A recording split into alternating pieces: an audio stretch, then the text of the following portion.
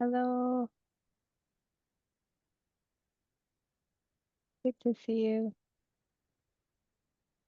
Mm.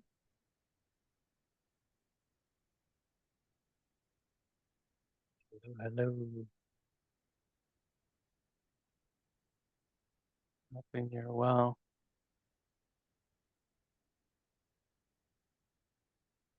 As usual, feel free to just take a look around, see who's with us today.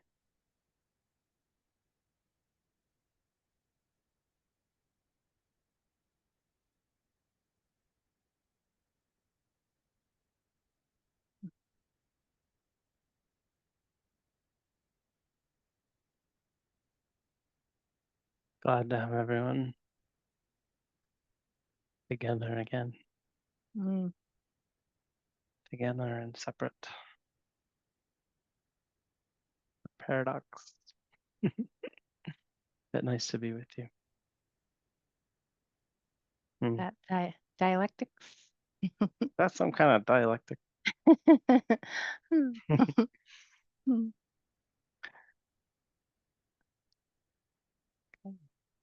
All right, well, let's get started sitting and take it from there.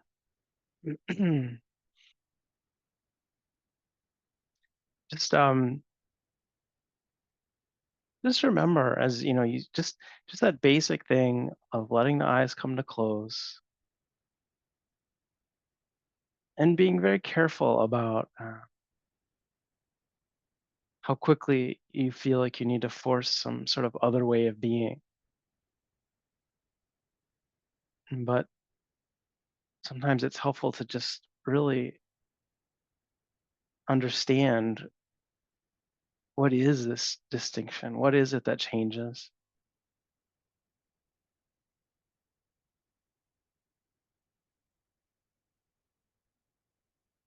rather than do it mindlessly. Because as we sit and find a somewhat comfortable seated posture,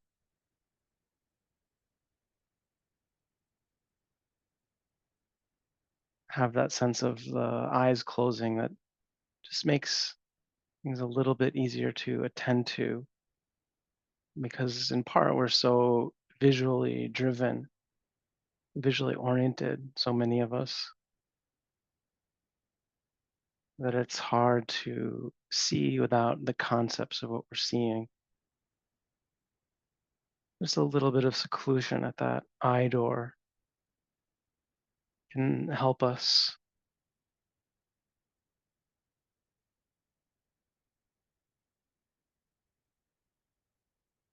untangle a bit from that habit. So of course, we recognize what a profound habit it is to live in our concepts of things, the constructions that we make beautiful and terrible out of this raw material that's always changing.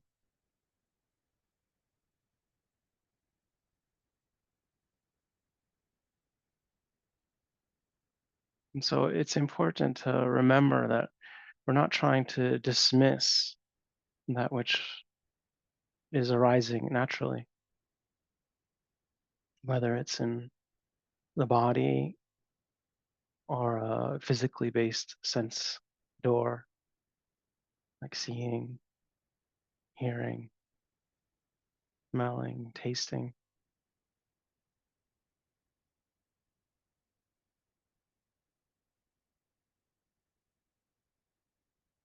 or of course in the mind.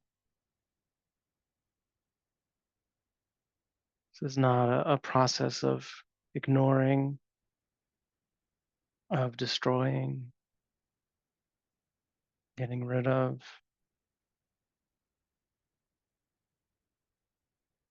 nor of creating, clinging to, conjuring.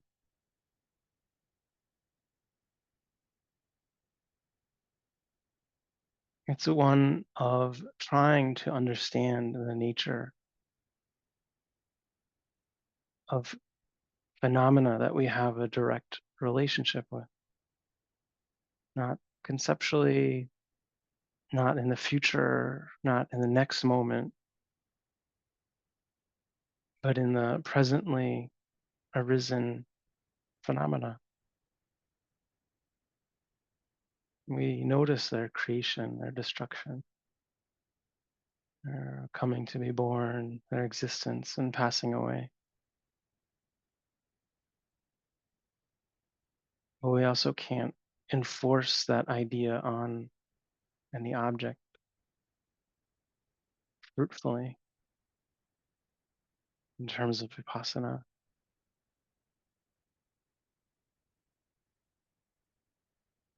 We can sometimes remind ourselves this is impermanent, not worth clinging to, not worth hating, and remind ourselves of the non-self nature of things, and remind ourselves to care, be patient, to be generous.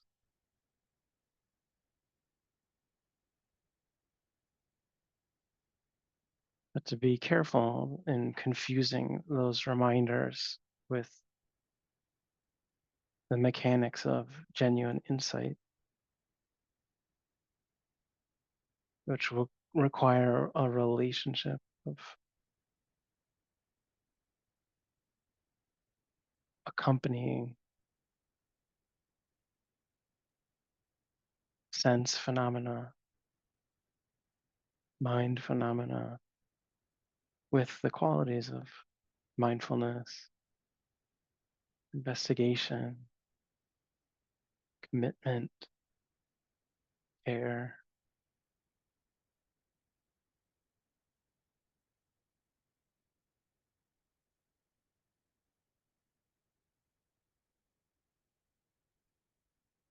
not trying to convince ourselves of anything,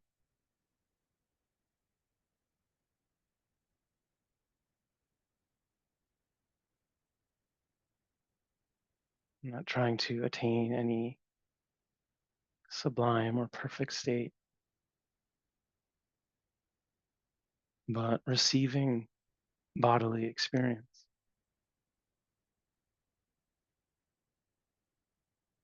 pressure, an itch, tightness, pulsing, aching,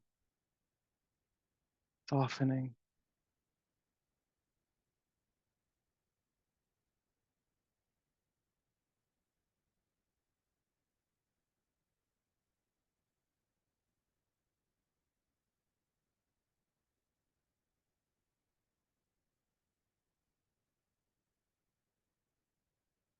We receive visual impressions even with the eyes closed, light, color, form,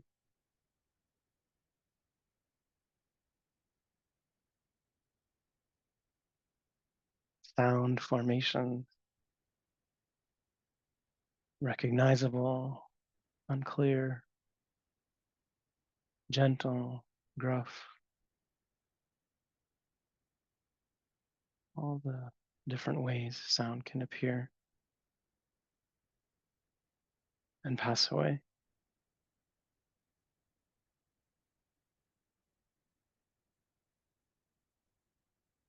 Smell and taste, maybe subtle, but still coming and going.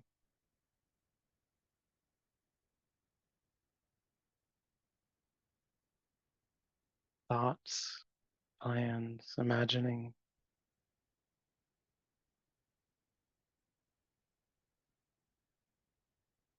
On one hand, so different from material experience of the body,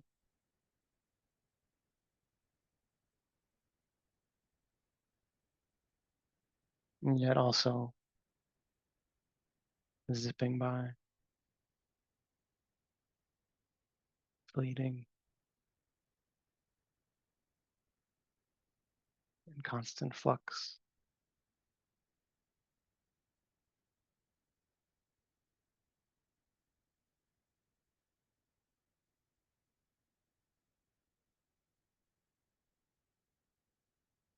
There are approaches that encourage a high degree of concentration before we even try to be mindful. It's hard to keep up. The mind, the body, the senses, these phenomena are unfolding so quickly. Just trying to aim and sustain the attention is very difficult.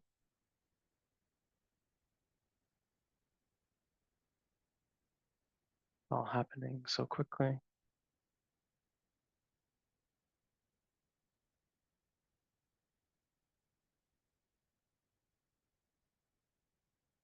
But in our tradition, there's an understanding that simply through the persistent application of mindfulness,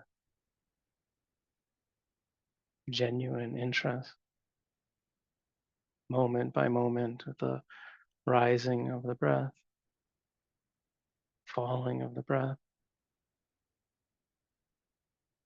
the arising and passing of any other sense phenomena, concentration also builds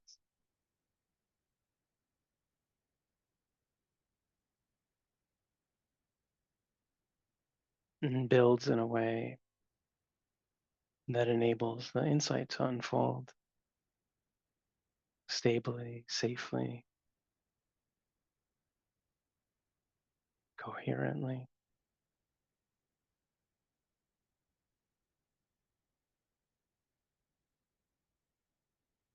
The way that also purifies our motivation. We watch the straining, the striving, the hopelessness, the doubt, the wanting, the not wanting. We don't ignore or suppress it, but we recognize it. Try to bring this mindfulness to bear on the qualities,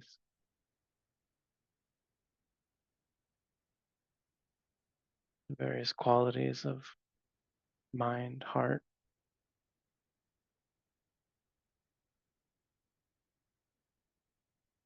arise together, pass away together.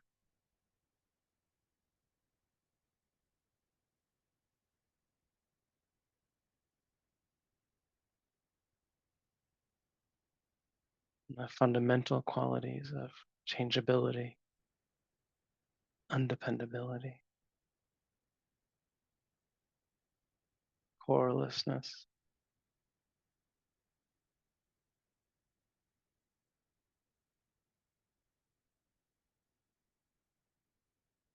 And so while the wildness of all of these sense experiences can be hard to observe,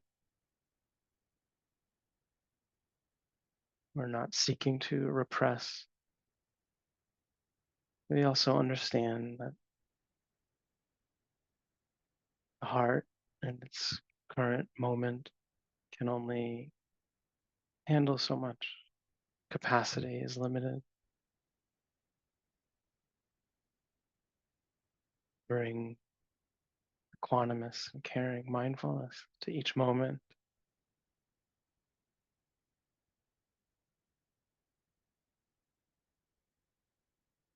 So we start in a smaller field of attention. The breath at the abdomen, the whole body seated, the stream of sound.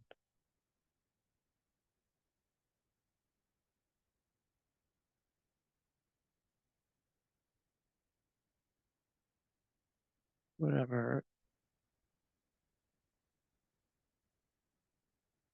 aperture, narrow or wide, feels appropriate, feels like we can keep connecting mindfully, moment by moment, with the objects of that field, more or less. We just stay exploring. Something outside of that field occurs and calls the attention. We notice it in the same way. Weave it back in,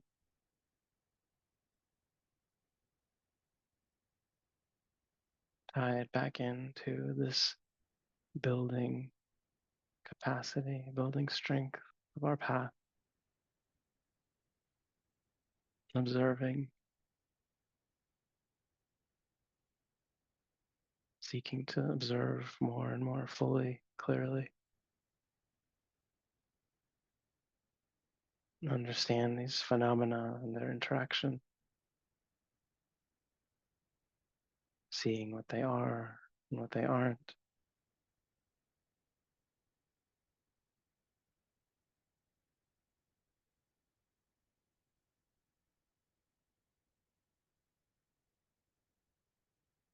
Slowly, slowly being freed through the truth of what we observe.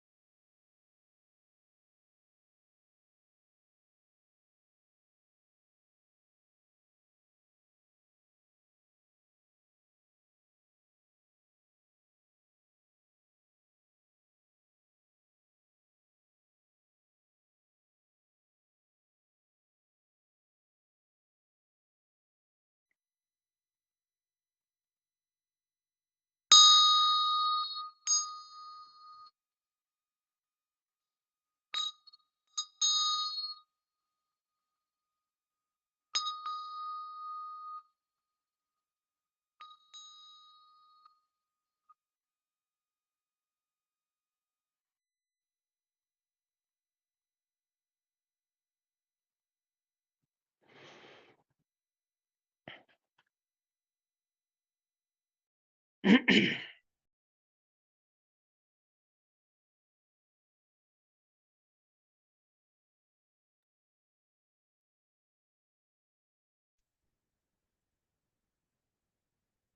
we have some time again this afternoon for any questions you may have about your practice, instructions, spiritual wanderings, path.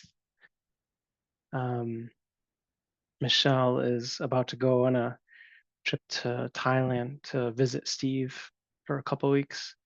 He hasn't seen him in a few years. Um, but we will be sending her off, and know that if you have any pressing questions that you want her take on, you should ask her today or have to wait a few weeks. So, as the normal procedure for questions is if you move your mouse around at the bottom of your Zoom screen, there's a button that says a raise hand. You can click on that and we'll see that you have a question. You can type into the chat to me that you have a question. I can call on you for you to ask it.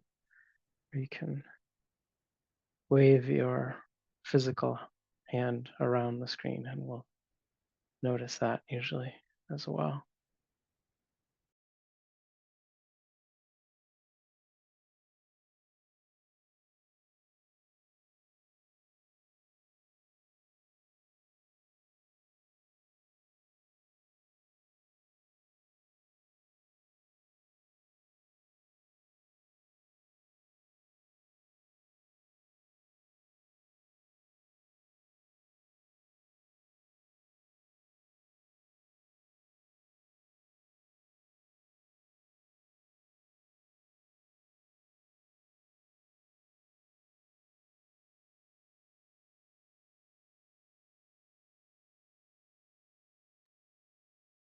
Hi there, Victoria.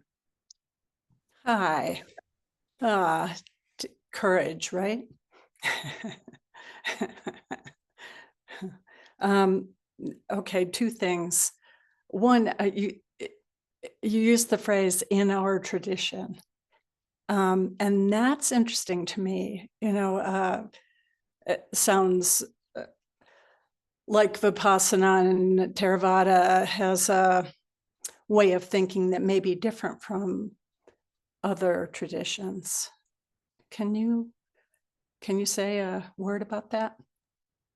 Yeah, sure. And so I think that is true. And even within Theravada and Vipassana, there are many different lineages. I think that in maybe in the context that I just said it, I really kind of was referring more towards even within the world of Vipassana and the Theravadan lineages of Buddhism. Um, there are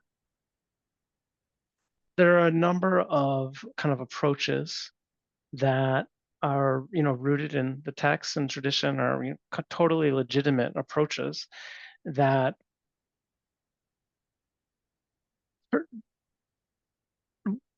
try to attend to this kind of complicated situation we're in a different way in terms of method, which is to say that we're sitting in the midst of all of these 6 currents of sensory experience unfolding, and it's very overwhelming. And to try to actually get to that level of like very powerful, refined awareness and attention to be able to see what's happening in detail is it's a huge task and it's difficult. And so you have some lineages that are really concentrated on building a baseline of very powerful concentration before you even really apply mindfulness.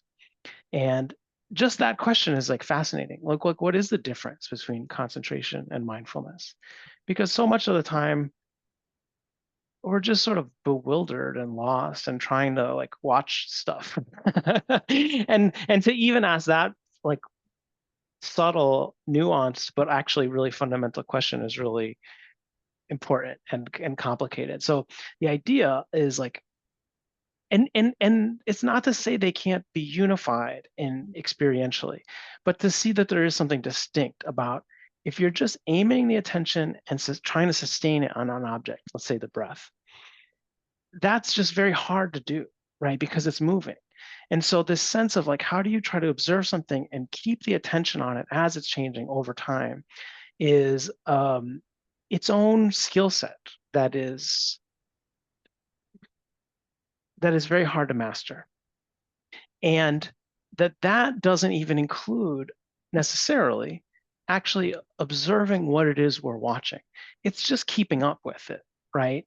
So you can see that there's a way that you can kind of technically be able to keep up with momentary experience, but that you're not actually observing its fundamental nature. And that's where the mindfulness comes in, which is to say, well, we're trying to notice the qualities of it, the textures, the tones, the changing nature of it ultimately. And so the whole, all of, well, I don't want to overstate all of the traditions, but the vast majority, certainly within the Theravadan world, and I would say more broadly than that, is understanding that there's both of these wings are important. Where we have emphasis on one, where we combine them, where we have emphasis on the other, there's a lot of range of method because a lot of different things work for different people. And so people have become awakened using one approach, and then that will be the sort of the thing that they teach and the school that they create, and then someone else will sort of find their way, and if momentum builds around them, they build their method and their school, and so that's sort of one way of describing kind of how these lineages form. So that sense of like the schools that are really into like getting concentrated is a lot of work. And I'd say our concern with that is that you can get very disconnected from reality, from wisdom, from ethics, because all you're really doing is controlling things. That ultimately concentration is a mechanism of control, and it has its place, but it can be overstated. And you can create a lot of very intense experiences, a lot of very powerful and kind of wild things, but they don't necessarily lead to wisdom unless there is the intention to actually observe mindfully what we're in relationship with in the body, in the mind, and control. So the Mahasi Sayadaw, which is ultimately the lineage we're a part of course, we also have our adaptations and things that we have emphasized or de-emphasized in terms of that. But his approach really was rooted in this idea that, and that's also in the text, and it's also legitimate, which is to say that you can if you just apply mindfulness moment by moment persistently to any object, that you will both develop mindfulness and you will develop concentration. And it might be a little messier, it might not sort of have some of the sort of like clarity of I mean, it's just not true, but I think that's sort of the concern sometimes of this approach, and that you're also developing all kinds of other wholesome qualities of mind in this. That it's harder to do what we're doing, which is to say, oh, bring the attention to this general area around the abdomen and watch the breath. But don't worry if other things come and go. You notice them too. Especially in the way we teach it, there's a lot of permission and permissiveness to attend to whatever is arising. And Mahasi was he's very explicit about that also, that there's a value in sort of like controlling a little bit to sort of keep the attention more or less in one field of attention because it's a little bit of protection, but that you're not trying to ignore other stuff, and that ultimately the mindfulness is more and more inclusive, whereas the concentration oriented path tends to be more and more exclusive, right? That you're just like shutting out more and more of reality and getting more and more absorbed into kind of one little thing, and you're not even observing the nature of that thing. You're trying to make it a constant. You're trying to make it solid through that sort of persistent attention. And so you have to get very far from reality in order to then see reality in that method, versus this method where, you're trying to come into a relationship with reality right away and understand that that's going to knock us around a little bit more, but that you're also building that, ultimately you're building that same capacity for concentration. I don't know, I'm sure Michelle, I thought there was one more thing before. It's quick. I don't have enough, I don't have enough honest training in other traditions. But I would say that sometimes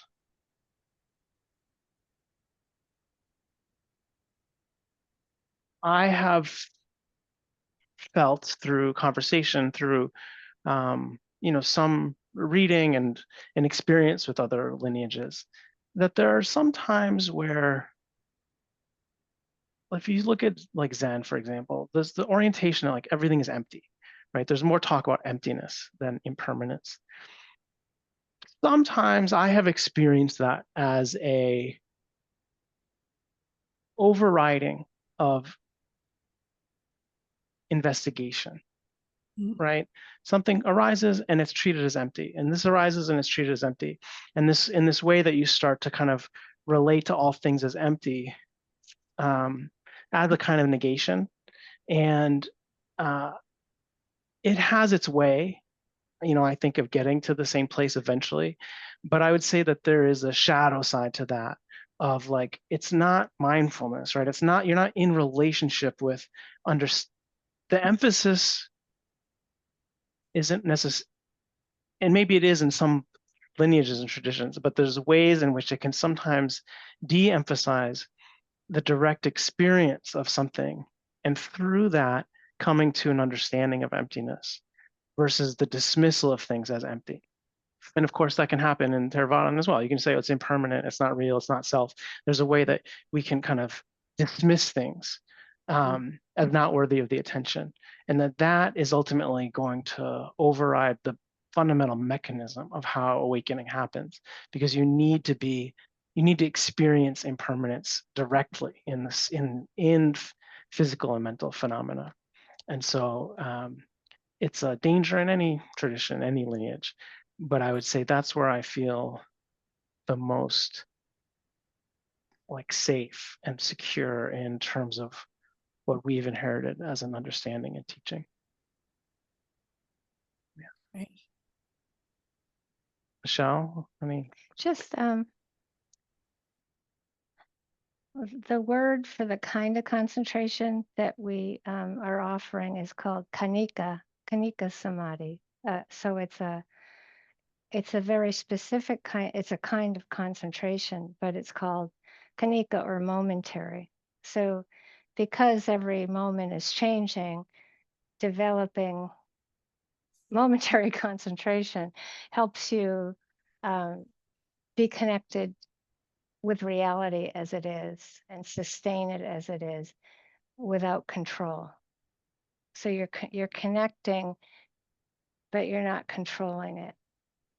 So there's meant to be a growing relaxation of not needing to control reality. Mhm. Right. So I was with you in Myanmar long ago. And, Right. and it's so great to be here. Yeah, it's good. I saw your name and I'm like, Great. Anyway, so we can't go there anymore. It's so sad. And you're going to go visit Steve in Thailand.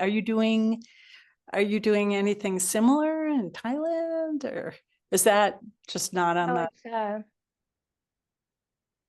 I have so much to do in the time I have that I am going to probably, if I could, connect with a Burma project person, Joa, that we have collaborated with Burma projects. I'd like to do that if I'm graced with some time.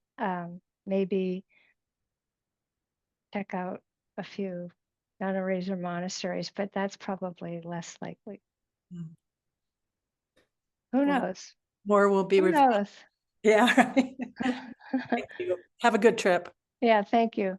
Thank you. Thanks, Victoria. I mean, really Yeah. super important question. These like the basics and the mechanics are actually so, it's all in there. I mean, in that one question, it sort of is everything. So it's helpful to reflect on it. And yeah, and just to say, I think we all are, there's literally not a day goes by we don't think about getting back to Chazwa. Yeah, But I mean, thanks. I would add that there are more and more Burmese refugees in that area. So it's not that I'm not, I want to explore a little bit about what's happening on that level. And the sitting level, I'm not sure. Yeah. Yeah. Right. Good luck. Yeah. Thanks. Cynthia. Well, Victoria's question brought up something that it's kind of a perennial question, which is really basic, and you may have answered it. But it's about what awareness is on one level, and it's kind of like where to stand in relation to one's experience. And it feels like,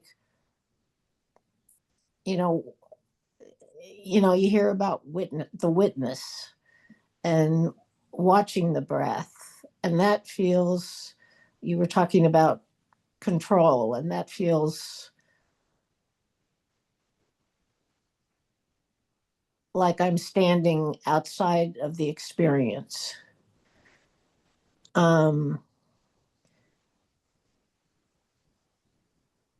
And then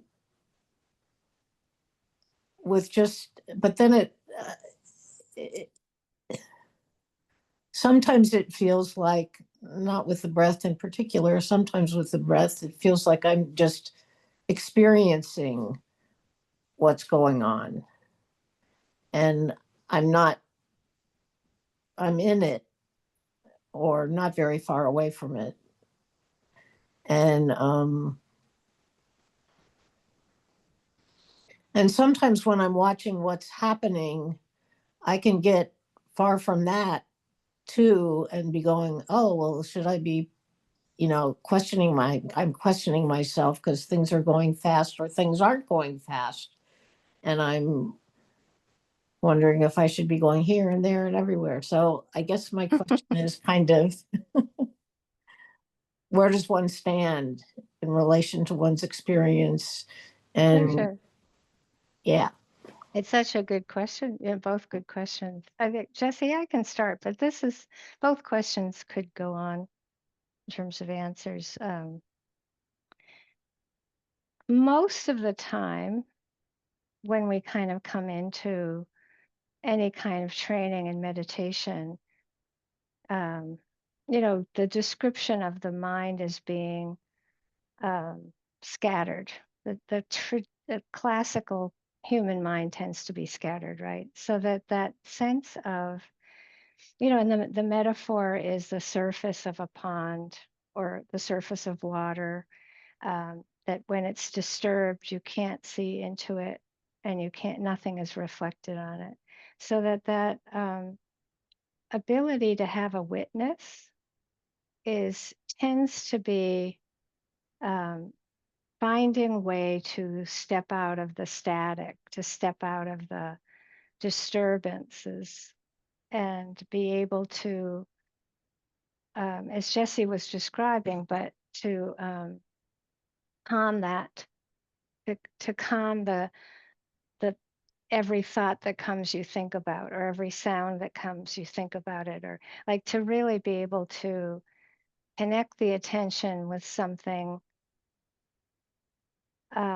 happening, like a sound or the breath, right? That you're trying to connect the attention and sustain it, to actually not necessarily, as Jesse's saying, investigate it, not to investigate the nature of it, but just to I don't want to make just doesn't mean a minimizing of what of that. That it's like simply to relax, calm the attention. And sometimes, as we all know, that's like really important, right? It's like maybe that's all that happens, but it's big to be able to the ability to get a witness is considered huge, just massive achievement to do that. And if you've practiced one for a long time, we might take it for granted. Uh, so it's that ability then to, as you learn how to connect, sustain, connect, sustain, connect, sustain with something, and there's a calming, and there's then to me, Vipassana is all about exploration.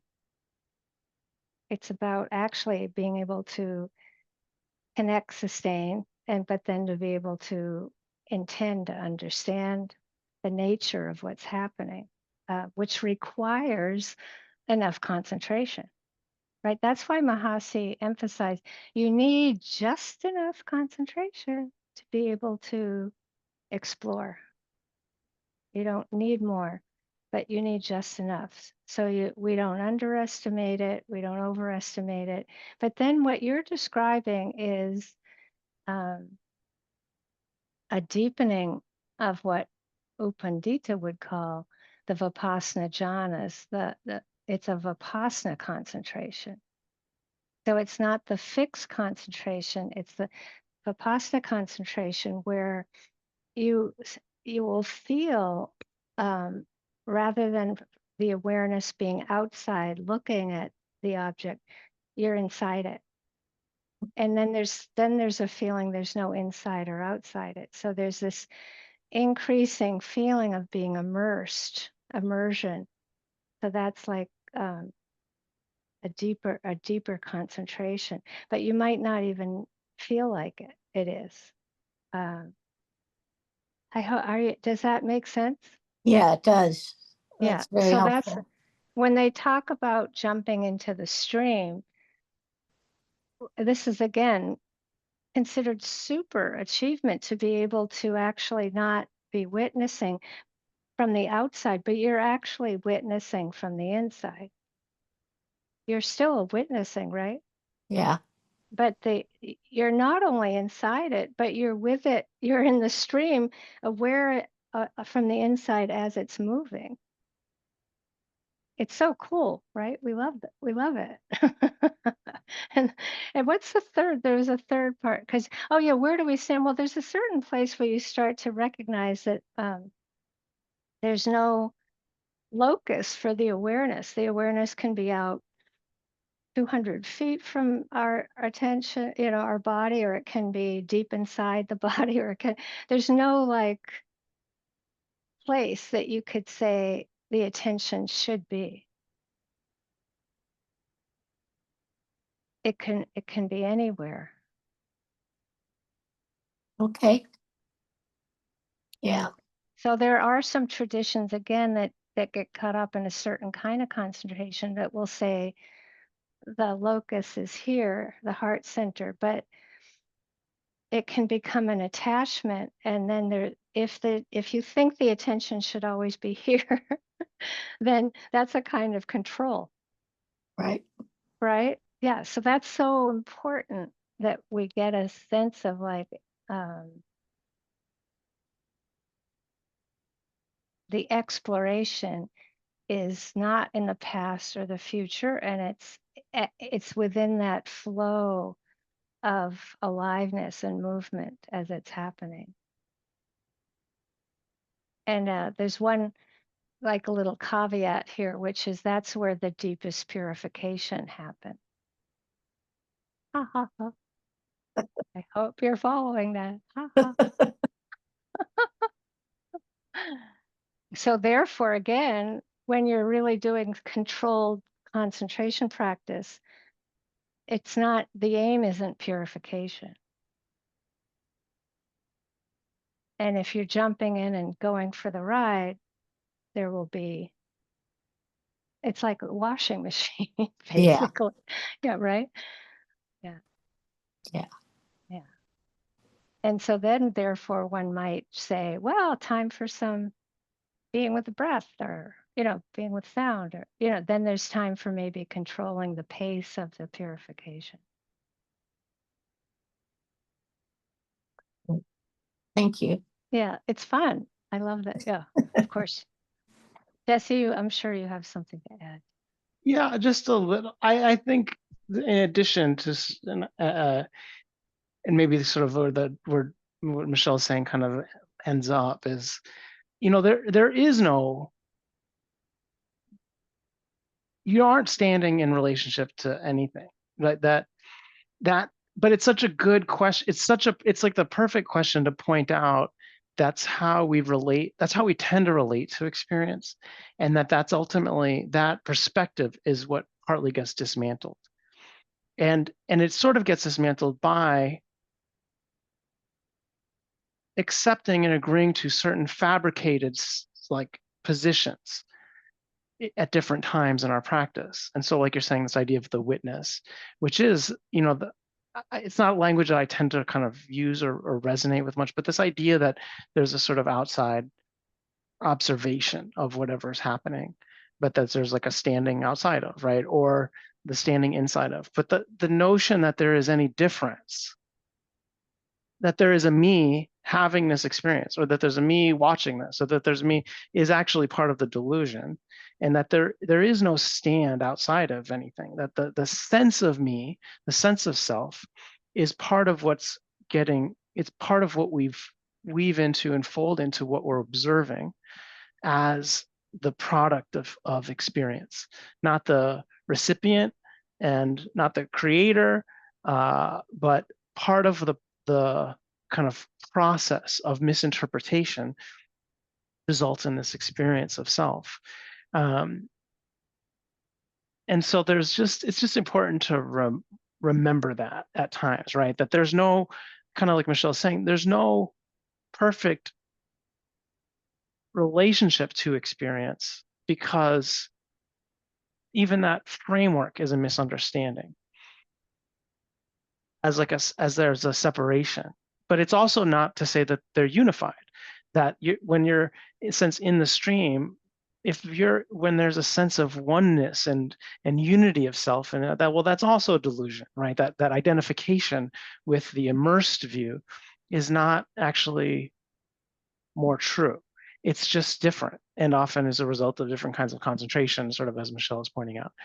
So this idea that we take stands in relationships to the experience at different times because it's all unstable. We need to feel like we have some stability, some stable place from which we are watching. And that's why the absorptive and kind of jhana-based concentration techniques, that's part of what they're creating. It's like through concentration, you can get a kind of a sense of stability and coherence of mind that's very powerful, from which we observe the kind of decomposing nature of things.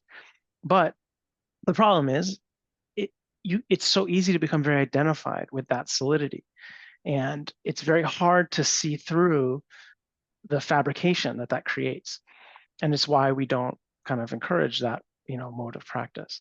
So it's just that I would just say, in terms of like practical approach, it's more like just understanding, to kind of exactly what you were describing, Cynthia. It's like, well, okay, right now it feels like this. Right now it feels like witness person is watching. Right now it feels like, oh, there's this immersion in it. Right now there isn't a clear sense of me or mine, just all these phenomena happening. Right now it feels like I'm out here, or whatever, this idea that there's a lot of variability to how we experience, or even these moments of, that I think you described very well, of like confusion, and you're seeing it one way, but then the next moment it's like happening so quickly that you're not quite sure how to reposition yourself in terms of, are you watching something that's already gone? Are you watching, that that, and it's partly what Michelle's talking about in terms of the purification, that you get to these places where the stability doesn't function, and it's not supposed to. It's supposed to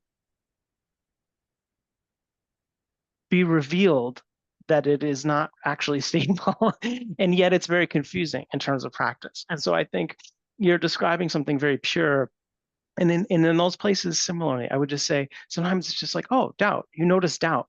You don't try to find like, well, what is the relationship to what's happening? Oh, you notice what's happening, which is doubt or confusion or looking for something or whatever it is, that's what's happening in the present moment, and that can be the object of your attention until you decide, oh, go back to the breath or go back to experience.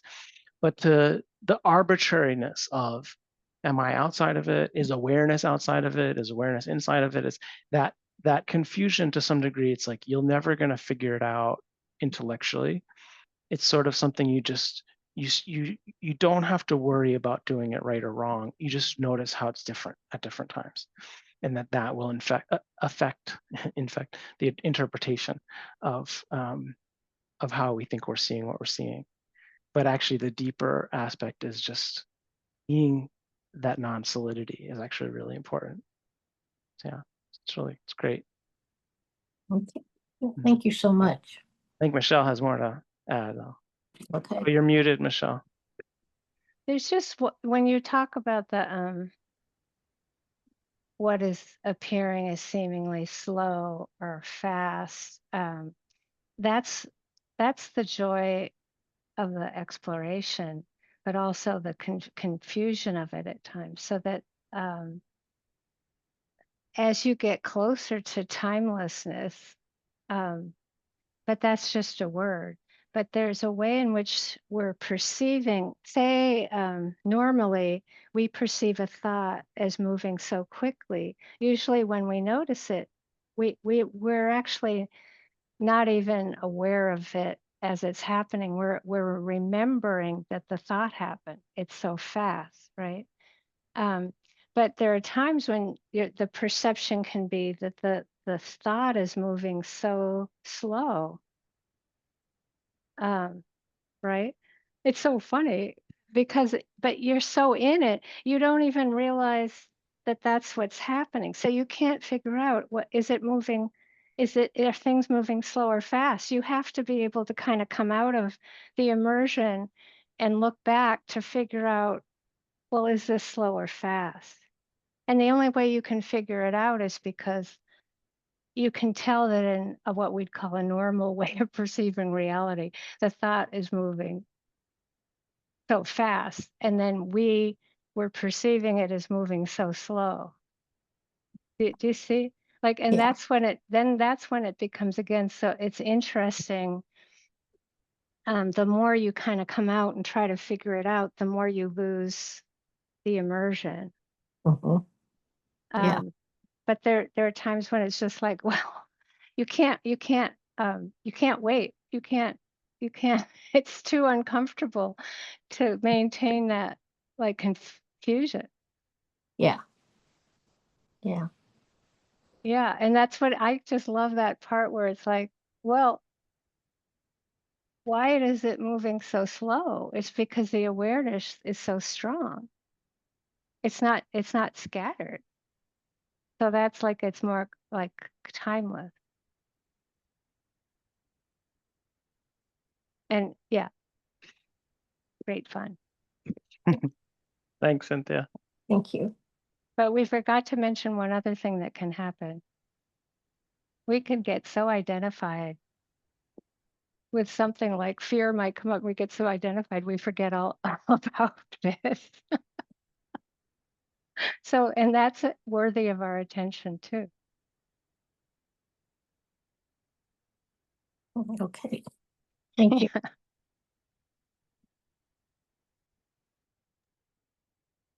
Debbie. Hi.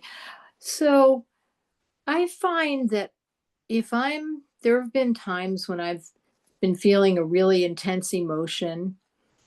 And so I kind of go into the meditation backwards. So I'm not sitting, but I'm feeling a really intense emotion. So then I sit.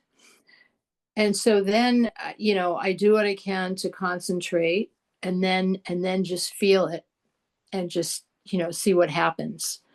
But when I do a formal sit, when I sit, and you know, first I'll focus on my breath or a sense door, and to try to, you know, collect the attention kind of, and then, but then usually what happens is just random thoughts, you know, that I can usually just put aside, and then I'm back and I'm sitting there, and it's just kind of like, you know, nothing's happening. But I find that during my sits, my formal sits, what the things in my life that I'm sort of, um I don't know, grappling with at that time don't tend to come up during my sits. um so yeah, I just wondered if you had anything to say about that. I think it's a super interesting question. I don't know, Michelle, either of us can start if you want to. I mean,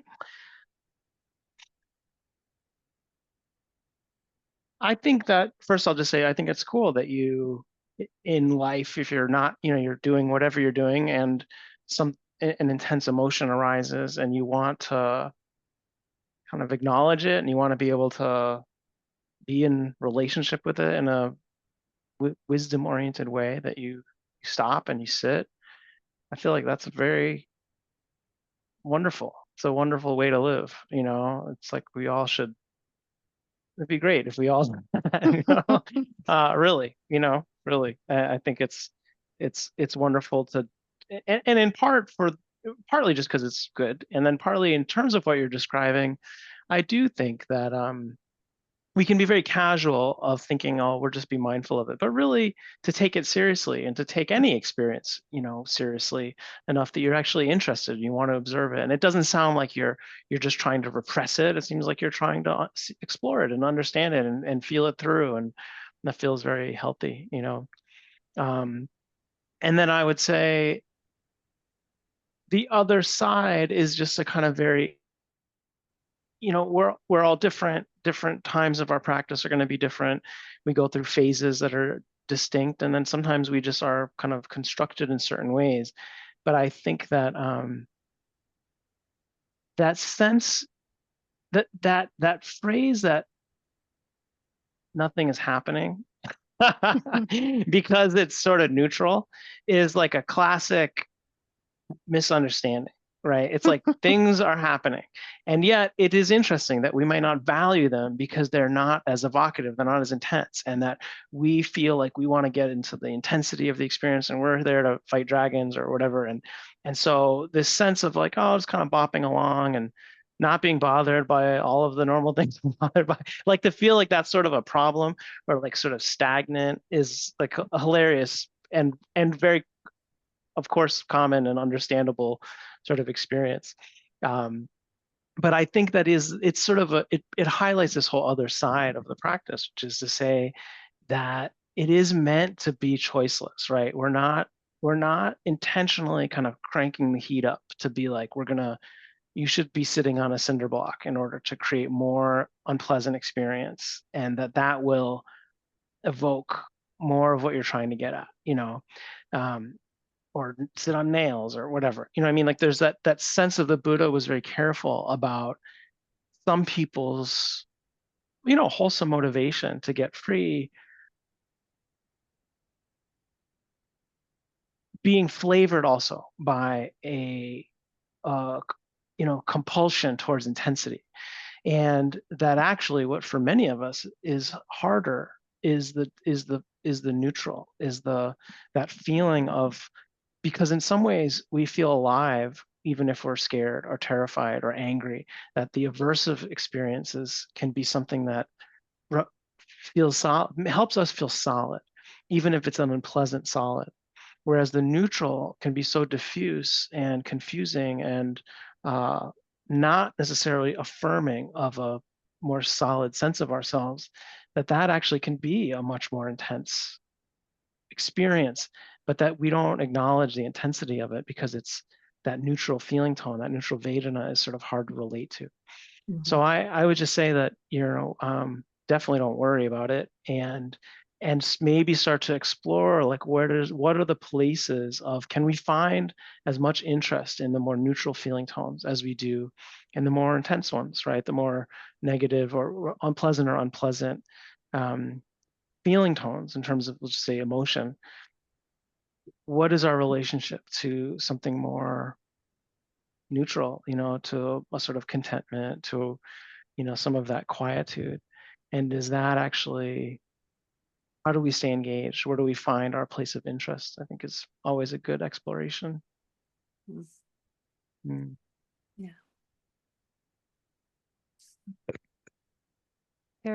There's a story from the early 3-month retreats at IMS, but there was somebody who came to the retreat and didn't want to be around other people anymore.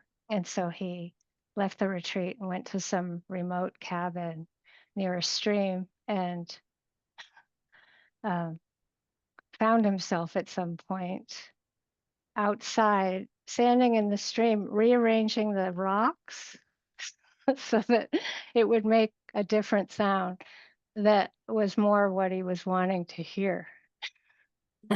And he did this for like a week or two, where he wouldn't even like notice like what he did it. He would, there would be something uncomfortable. He'd get up, he'd go out and rearrange the rocks, and then kind of like slowly was realizing, wow, why am I doing this? But he came back to the retreat, but it was like it's such a good story because we all do it. And often it's like when somebody says like you did, nothing's happening, you'll see Jesse and I will kind of smile because it's so deep. It's so deep in all of us that like, oh, can't we just get a little bit of something else happening? Oh, it's funny. Yeah. Yeah, no, it's really and you can always sit longer. Yeah. At some point, you'll hit unpleasantness, period. So that's always a antidote to boredom. Oh, you're remuted there, Debbie. Sorry. Yeah, I do only sit for a half hour a day, so maybe that's that's it. But I have another sort of corollary question. Like, what do you think about?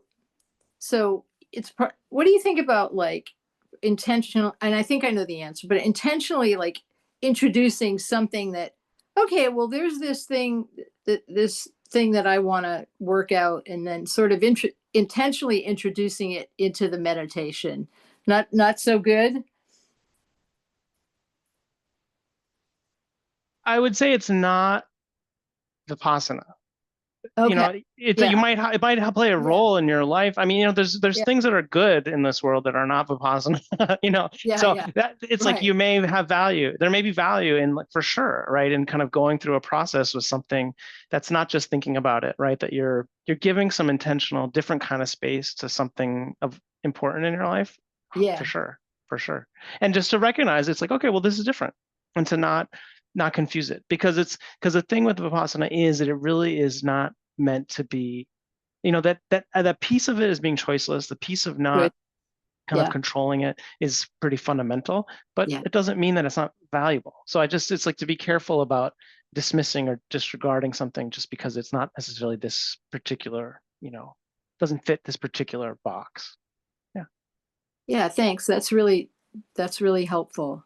That's not choiceless awareness. That's control, and that's okay. That you're saying that's okay. Yeah, it can have its Different place for thing. sure. Yeah. Yeah. Mm, Thank cool. you. Yeah. Yeah. Annie. Well, first of all, I'd like to say these are fantastic questions, and I'm just totally enthralled with the whole conversation. And it's a little bit hard for me to get back to my question, which is, I think it's tangentially related. Michele, you often talk about exploration, and you also your meditation instructions often include awareness without conceptualization, or awareness that is not bounded by concepts. And I'm a conceptual person, so I've had to. So I don't know what you mean by exploration. And sometimes concepts really help me focus. Like concepts, I mean, in as simple as a word, will really help me focus. For instance, I was doing my version of a walking meditation with my dog today, which is not the kind of meditation that that you would necessarily advise on a retreat. But I like the focusing on a round of things, as you've taught, Jesse, in the past. Sound, visual, whole body, feet touching the ground, and then heart. And I really love that, but it requires that I'm using those concepts, and I use those words to help me focus. Otherwise, because I'm outside with my dog, everything, my attention could go anywhere. But I really like doing that kind of my version of walking meditation, because it helped bring me into the day after I had a meditation this morning that was just all over the map. And I think I was in the stream and freaking out. I was probably having purification, which I had no way of recognizing until Michele talked about it today. So anyway, that's sort of the nature of the question. It's about what does it mean to explore?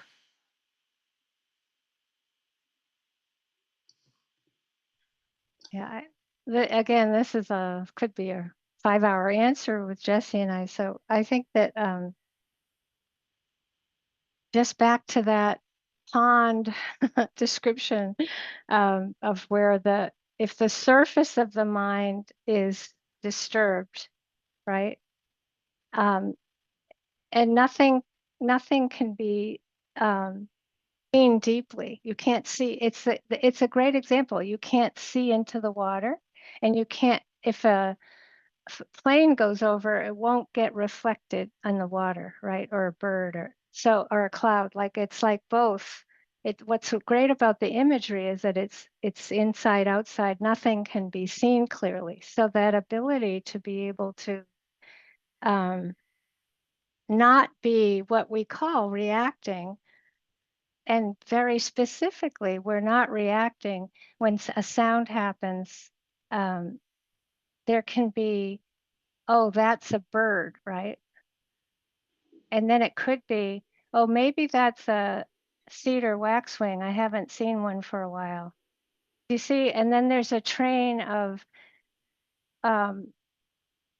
sometimes it's called proliferation, but it's like a thought, believing the thought, and one hasn't been aware of the direct experience of how we even named it a bird, right? Like we are encouraging that you might notice the word bird or whatever, but so the concept, we're not trying to get rid of concept like the word arm or the word lips or the word fear, but the idea is that then we tend to go into memory that, and we're not here, versus the direct experience, which is not through the thought process, and we're trying to experience the texture and vibration of the sound as it's happening, versus, well, I really wish I was going to see a cedar waxwing today. Do you see, you know the difference? Yeah, okay, I get it. Because I will say bird, and that, Yeah. but I know I can proliferate from there, but I usually choose not to. Yeah, so like, the classic, even if you look at the factors of awakening, the first factor being mindfulness, the second investigation, I tend to like to call that pure investigation, because say we're trying to notice the texture and vibration of a sound. If we are trying to get rid of that sound, we can't explore it. Or if we're trying to get more of that sound, we can't explore it. So the idea is that to define the exploration that we're describing, it's like, it's all about motivation. So if the motivation is trying to get something or get rid of something, that isn't exploration, although one can you can open up the awareness and explore trying to get something, or you can open up to exploring trying to get rid of something. Do you see that? So you get it. It's like why this is called a path of purification is because it's the purification of motivation of exploration.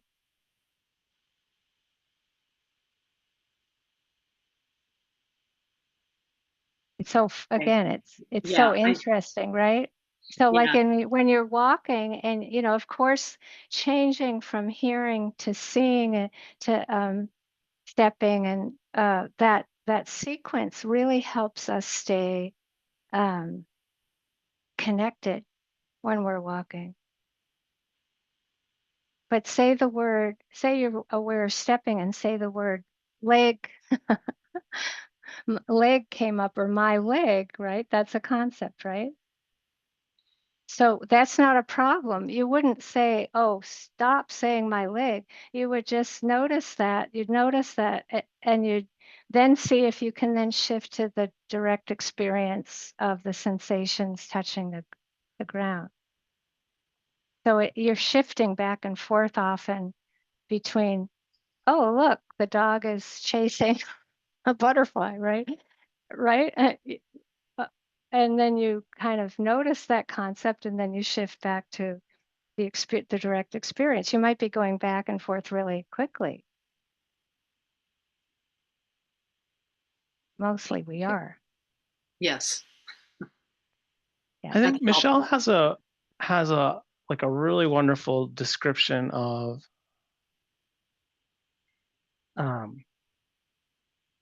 like levels of reality. I'm not gonna do it justice. It'll be very quick, right? But like, so you could say from like totally conceptual to non-conceptual, and a million things in between. But the part of that paradox of the practice, I think, Annie, that it's so important what you're pointing out is like we mostly live, as Michelle's describing, in our ideas about things. This thing, or the story of our lives, right? And the story of the world and the story of the body and the story we hold, right? That's how we've created a kind of fabric, a structure of solidity. And it's very powerful, it's very functional, right? So it's like this idea that, it's not to just be disregarded or dismissed. The problem is we have lost touch for the most part, or for a lot of us, or for a lot of the time, with other levels of reality, which are also very real, and they're actually directly relatable in terms of the body, in terms of sound, in terms of all of these sense experiences.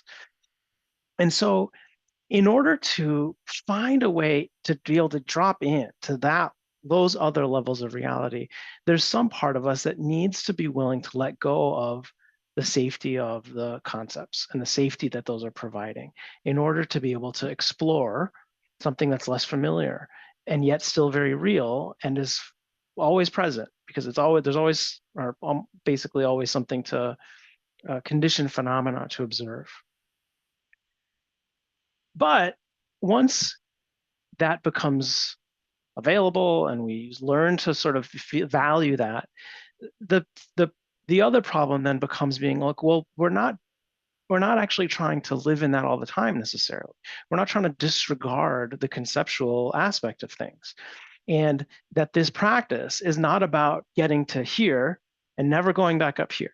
It's actually about being able to understand the nature of all of these different levels of reality and not be attached into any of them or identified with any. To understand that in certain contexts, in certain conditions, the mind is going to relate to things this way, in others it'll relate to it that way. There's value in turning it on here, there's value in turning it on there, that we develop a fluidity, a capacity of mind to be able to move through these things skillfully. And so that it's like, it's just hard because you have to spend all this energy into not buying into the concepts and getting kind of underneath it. But then ultimately you have to, we're not trying to get rid of it. We're not trying to actually dismiss it or devalue it, in terms of how functional concepts are and how valuable they are. So I think that that paradox is definitely something hard, for all of us in our practice. And it's just something to, get that. It's important to get that kind of reflection on at times, and to know that concepts can be helpful in terms of the practice also, that there are places for all of that, when we do Brahma Vihara practice or many places. So it's not just a black and white thing either, to feel like Vipassana is about no concepts all the time. It's not. You look at the suttas and, the Buddha does all kinds of different ways of teaching. And some of them involve stories and reflection and thinking, in terms of helping people get to understanding.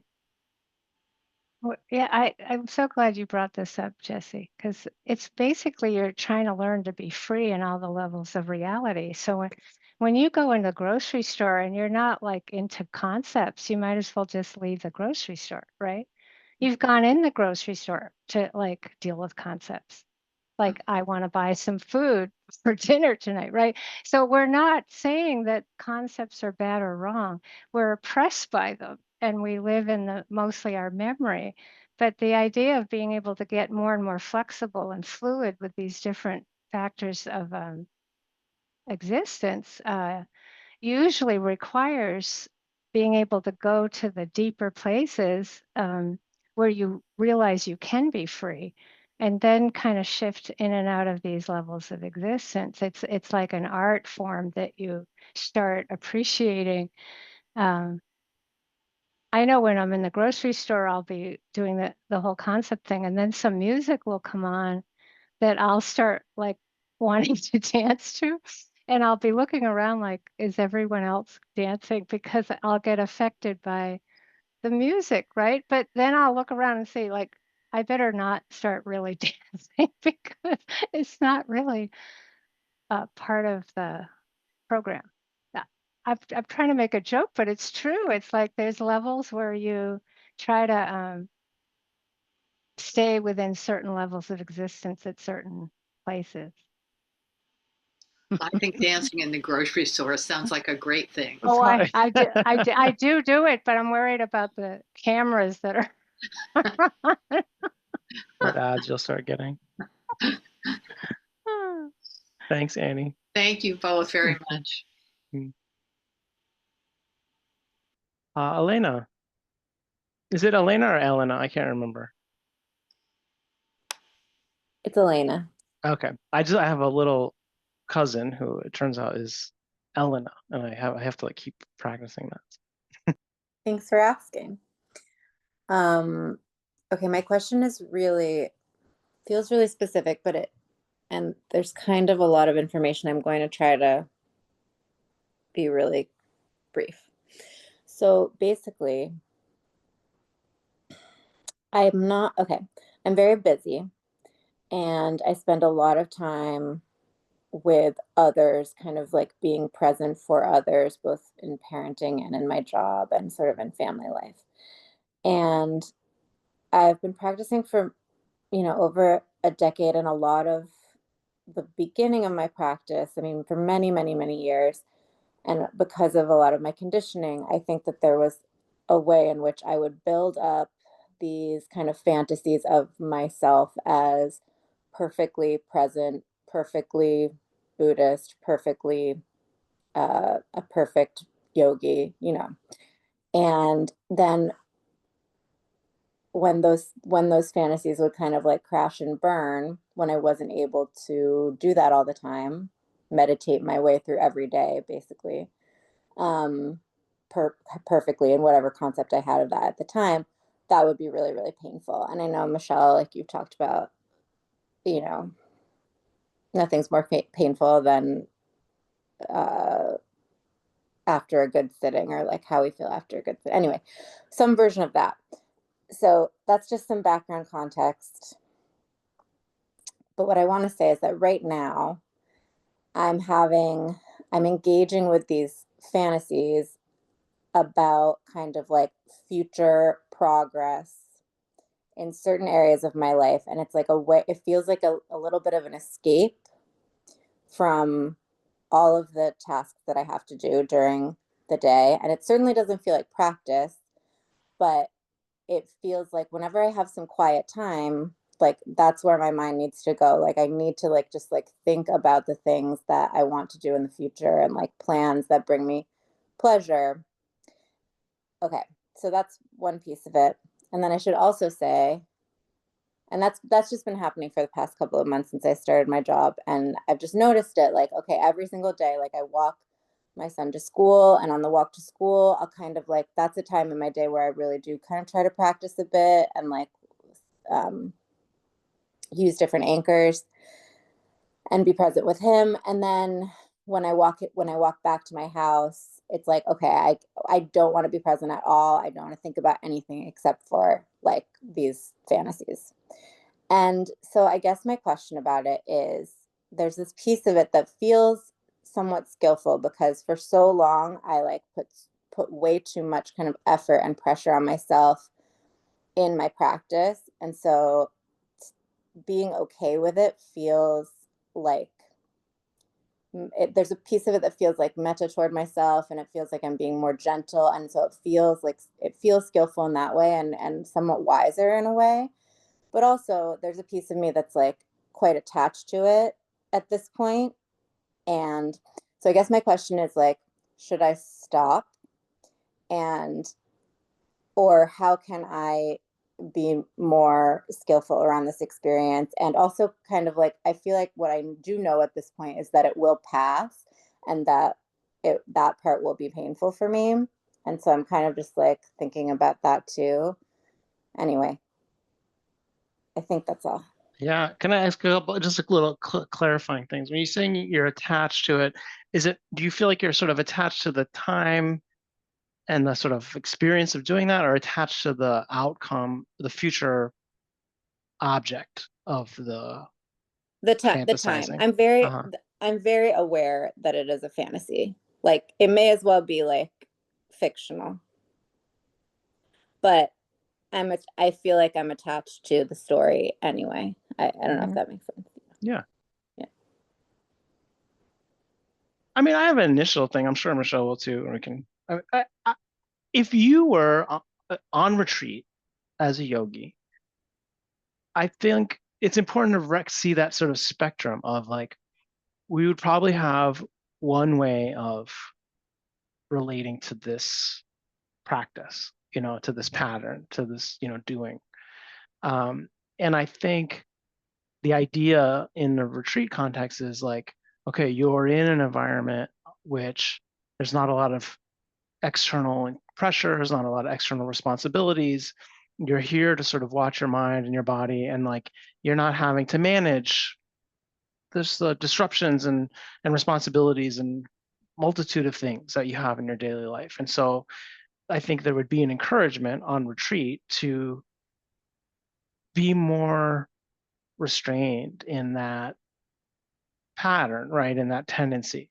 Because here it's like you have this opportunity to not be cultivating exactly, the sort of concept or notions that are sort of fictitious, and kind of living in that, and getting your sense of sort of stability from that. Even then on retreat, we wouldn't like pathologize it or try to rip it away from you, right? But I think that there would be a little more sense of like, the part of the strength you're going to get out of this is being able to not need that, and use this time for what it's worth.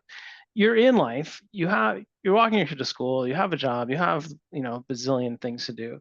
And so I think that that's like a different context. And so that the expectation and the encouragement, I think, would be different.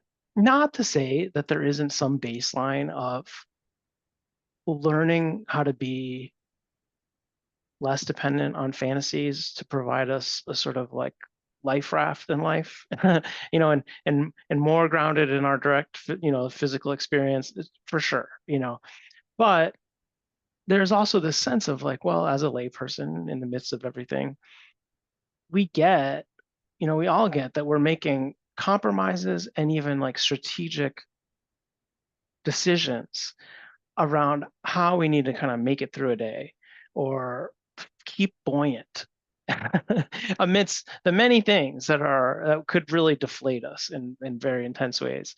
That I think my feeling is, you're relating to it in a healthy way, which is like you see what you're doing, you see the benefit, you see the potential downside, and there's, maybe you don't totally understand it, but that you're feeling like it's important to you right now.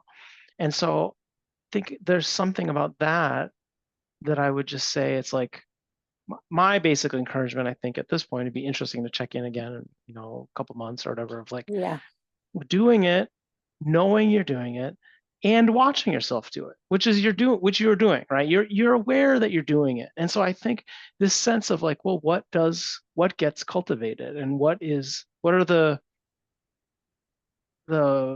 benefits and the shadows of it, because there's going to be both. There's going to be benefits that you're aware of, and 100% you are cultivating something that is going to be painful when it proves to be an unreal. I mean, for sure. And so there is that side of knowing that like we do this at a cost, and if you're aware of that, then it's like, okay, you're making a kind of deal with yourself. And I think that there's times where those things can be dangerous. I think that there's times where they can be just understandable, and it's part of what we kind of need to do to kind of make it through. So that's sort of my take on it. I don't know, Michele, what your thoughts are.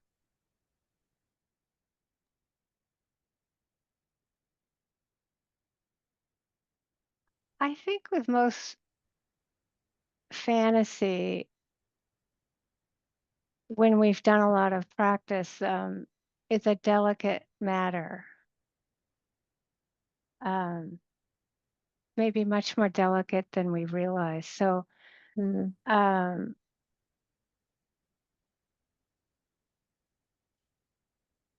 so that we can know that there's something underneath it, but that our system is creating a way to kind of peek at it but still escaping. And I think that need to escape is important as Jesse says, at this stage with it, I think it's maybe even essential that your system feels safe there. And I remember a particular time but I have I sort of came in this world with a well-developed imagination. I don't know why, but okay. So if I was having that happening, I would have, I would imagine the like cloud, cumulus clouds, the big puffy ones. I would sort of think of the fantasy as big puffy cumulus clouds, sort of like I think of clouds as a nice blanket that the clouds give the earth. Like I think of the fantasy as this nice blanket. And then once in a while, it's so funny. I just like I would there'd be a part of me that would go up above and that would drill holes in the fantasy, and I would let a little metta in. So that's actually vulnerable and poignant, right? I would kind of go with it, but like I would then, this wasn't right away. At a certain point, I would try to let some metta or compassion through, and that was a little bit. Like it wasn't a lot. It was like a kind of patience with this process that I have complete utter faith in what Jesse just said, and what happened for me with it or other people. It's like it's a protection, and you don't want to like Jesse said, you don't rip it. You allow it, and then you start. It might not be you drill holes in clouds. Like I'm not suggesting that's going to be what you do with it, but I hope you get the feeling tone of it, that you understand it as a protection, and then you understand it as something you can peep through a little bit, and just really, it's like exploration. You bring that awareness, you see what happens, but you don't push it.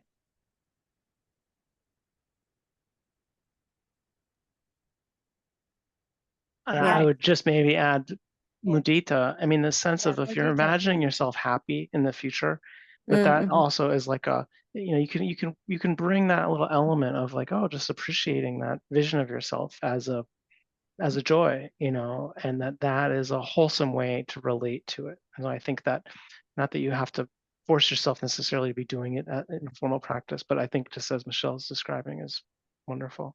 Yeah, and Jesse, actually, and Elena, that's kind of what I was wanting to say. It doesn't have to be metta, but it might be that that's what your system is actually wanting and needing. So the mudita. So it's an exploration. You don't know.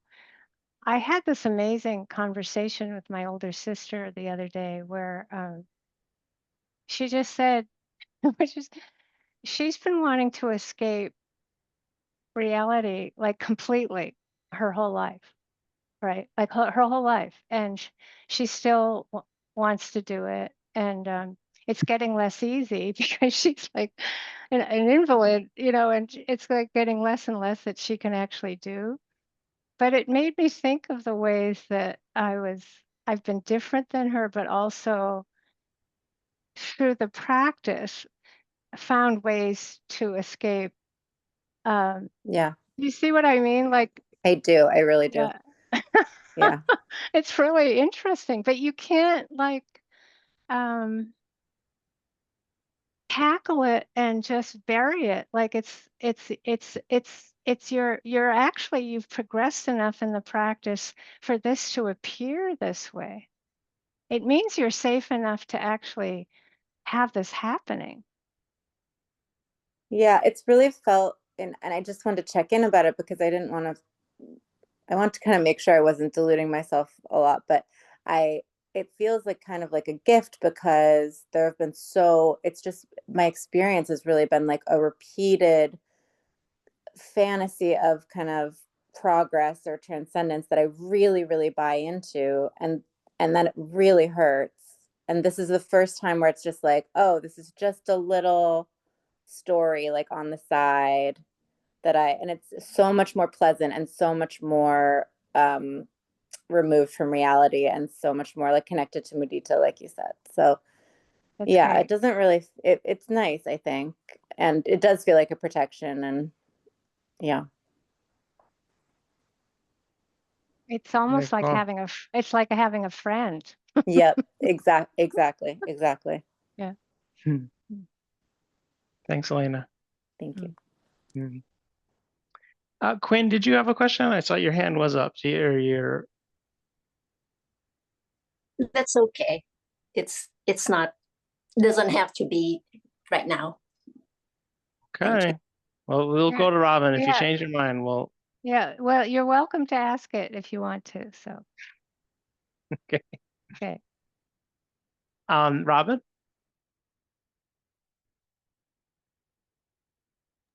Oh, wait, hold on. You're still muted there. Oh,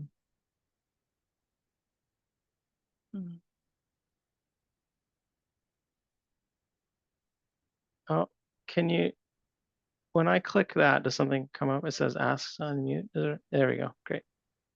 Am I unmuted? Yes. Oh, okay.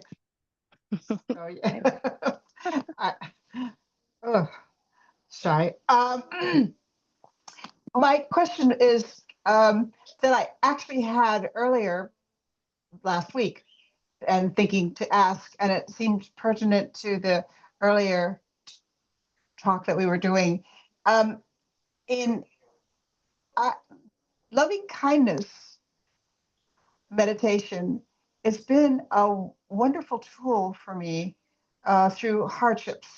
When the one example being having COVID in Portugal and being down, and I just put on Susan Salzberg's Loving Kindness, and it got me through that illness. And I use it often to get me through very difficult times when I'm emotionally upset or whatever. But the thought, of course, is that's not Vipassana, because it is me doing the meditation or me doing the loving kindness. And I wonder if you have anything to say about that.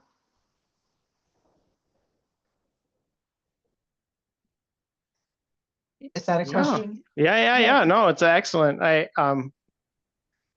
Michelle, do you want to start? Do you want me to? I think Yeah. we can both. Yeah.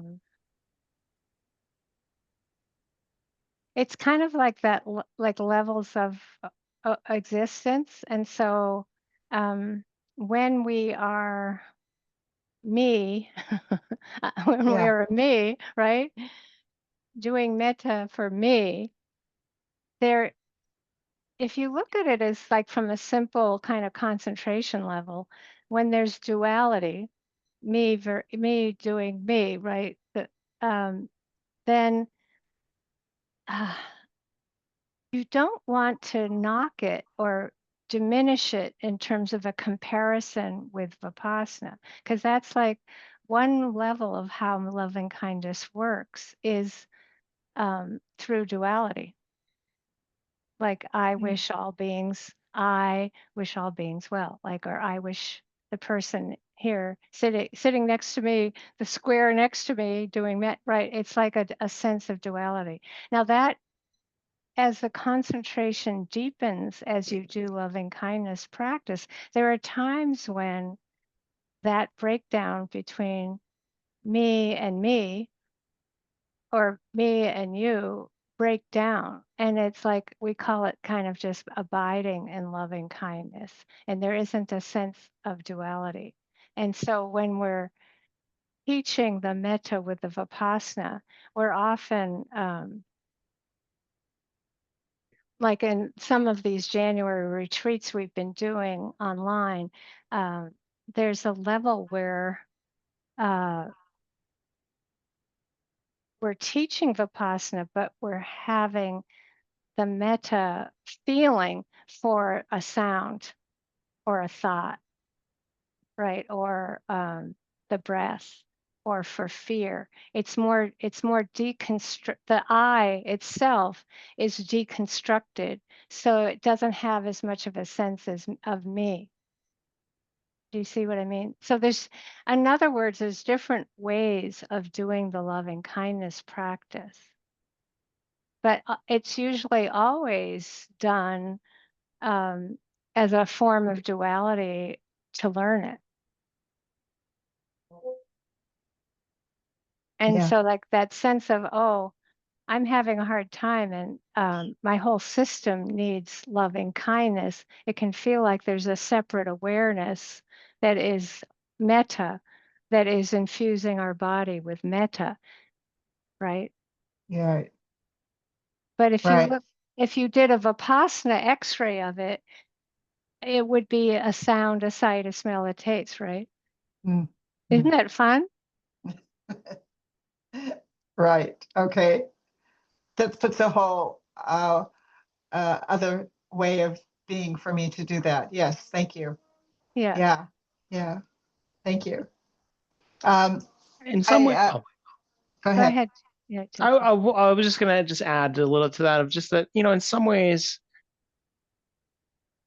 I think there is an understandable tendency to, over many years now, to emphasize Vipassana as like the aspect of the Buddhist teachings and the Eightfold Path that is really unique in a way that you don't really see anywhere else.